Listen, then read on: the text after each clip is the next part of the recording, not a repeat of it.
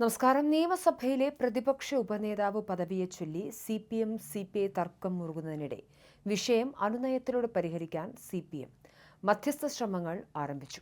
CPIയുടെ ശക്തമായ അവകാശവാദത്തെ തുടർന്ന് പ്രതിപക്ഷ ഉപനേതൃസ്ഥാനം അവർക്ക് തന്നെ വിട്ടുകൊടുക്കാനാണ് ധാരണയാകുന്നത്.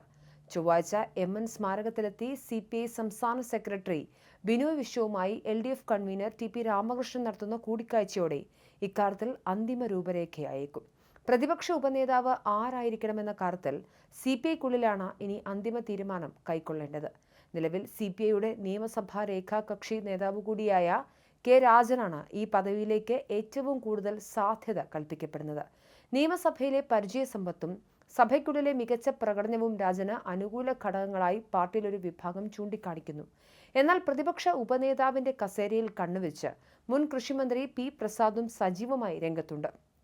സഭയിലും പുറത്തും പാർട്ടിയുടെ ശബ്ദമായി മാറാൻ തനിക്ക് സാധിക്കുമെന്ന വിലയിരുത്തലിലാണ് പ്രസാദ് താൽപര്യം പ്രകടിപ്പിച്ചിട്ടുള്ളത്.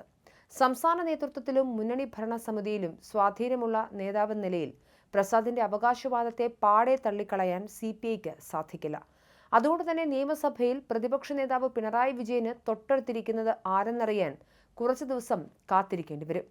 ഇവർക്ക് പുറമെ മറ്റ് മുതിർന്ന നേതാക്കളും പദവിക്കായി പ്രതീക്ഷ പുലർത്തുന്നുണ്ട്. മുൻ ഭക്ഷ്യമന്ത്രി GR അനിലും സ്ഥാനമാനങ്ങൾക്കായി രംഗത്തുണ്ടെന്നാണ് പുറത്തുവരുന്ന സൂചനകൾ.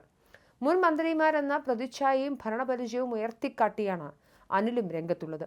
നേതാക്കൾക്കിടയിലെ ഈ ആഗ്രഹങ്ങൾ CPI സംസ്ഥാന നേതൃത്വത്തിന് മുന്നിൽ വലിയ വെല്ലുവിളിയാണ് ഉയർത്തുന്നത്. സംസ്ഥാന നേതൃയോഗമാകും ഇക്കാര്യത്തിൽ തീരുമാനമെടുക്കുക. നിയമസഭാ കക്ഷി നേതാവായതിനാൽ K രാജനാണ് ആ പദവിയിൽ സ്വാഭാവികമായും എത്തേണ്ടത്. പ്രതിപക്ഷ ഉപനേതൃസ്ഥാനത്തേക്ക് ആരെ നിയോഗിക്കണമെന്ന കാര്യത്തിൽ CPI സംസ്ഥാന സെക്രട്ടറി ബിനോയ് വിശ്വത്തിന്റെ നിലപാടായിരിക്കും ഏറ്റവും നിർണായകമാകുക.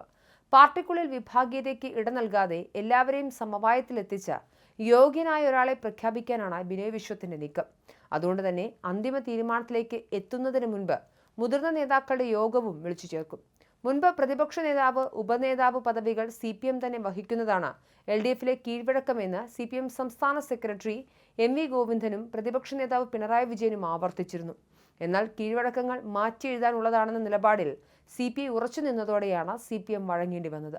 മുന്നണിയിലെ രണ്ടാമത്തെ വലിയ കക്ഷിയെന്ന നിലയിൽ തങ്ങളുടെ അവകാശം വിട്ടു നൽകില്ലെന്ന് CPI വ്യക്തമാക്കുകയായിരുന്നു. പ്രതിപക്ഷ ഉപനേതൃസ്ഥാനത്തെ ചൊല്ലിയുള്ള ഇരു പാർട്ടികളെയും തർക്കം കാരണം LDF യോഗം പോലും ചേരാൻ സാധിക്കാത്ത അവസ്ഥയിലേക്ക് കാര്യങ്ങളെത്തിയിരുന്നു. വിഴിഞ്ഞം പദ്ധതിയുടെ ഓഹരി വിപണന വിവാദ വിഷയമടക്കമുള്ള വിഷയങ്ങളിൽ UDF സർക്കാരിനെതിരെ സംയുക്തമായി പ്രതിഷേധിക്കാൻ LDFന് സാധിക്കാതെ പോയതും ഈ ഭിന്നത കാരണമാണെന്ന് വിലയിരുത്തപ്പെടുന്നുണ്ട്. മുന്നണിയിലെ അസ്വാരസ്യങ്ങൾ UDFന് ആയുധമാകുന്നെന്ന ചിന്തയാണ് CPMനെ പെട്ടെന്ന് അനുനയ നീക്കത്തിന് പ്രേരിപ്പിച്ചത്. കീഴ്വഴക്കങ്ങൾ പറഞ്ഞ് തങ്ങളുടെ ന്യായമായ അവകാശങ്ങളിൽ നിന്നും ഒഴിഞ്ഞുമാറാൻ ആർക്കും കഴിയില്ലെന്ന് CPI സംസ്ഥാന സെക്രട്ടറി ബിനോയ് വിശ്വം കഴിഞ്ഞ ദിവസം വ്യക്തമാക്കിയിരുന്നു. എല്ലാ പ്രധാന സ്ഥാനങ്ങളും ഒരു പാർട്ടി തന്നെ കൈയടക്കി വയ്ക്കുന്ന രീതി മാറണമെന്നാണ് CPIയുടെ നിലപാട്. LDFനെ ദുർബലപ്പെടുത്താനല്ല, മറിച്ച് മുന്നണി ഒറ്റക്കെട്ടായി മുന്നോട്ടു പോകാൻ പങ്കുവയ്ക്കൽ അനിവാര്യമാണെന്നും അദ്ദേഹം ആവർത്തിച്ചു. ചൊവ്വാഴ്ച MN സ്മാരകത്തിൽ നടക്കുന്ന CPM CPI ഉഭയകക്ഷി ചർച്ചകൾക്ക് ശേഷം CPIയുടെ ഔദ്യോഗിക യോഗങ്ങൾ ചേരും. നിയമസഭാ രേഖാകക്ഷി യോഗത്തിലും തുടർന്ന് ചേരുന്ന സംസ്ഥാന എക്സിക്യൂട്ടീവിലും ഉപനേതാവിന്റെ കാര്യത്തിൽ അന്തിമ തീരുമാനമുണ്ടാകും. സഭയിൽ പ്രതിപക്ഷത്തെ നയിക്കുന്നതിൽ K രാജന്റെ പരിചയസമ്പത്ത് തുണയ്ക്കുമെന്ന പൊതുവിലയിരുത്തൽ നിലനിൽക്കെ തന്നെ പ്രസാദിന്റെയും അനിലിന്റെയും താൽപര്യങ്ങളും പരിഗണിക്കേണ്ടി വരും.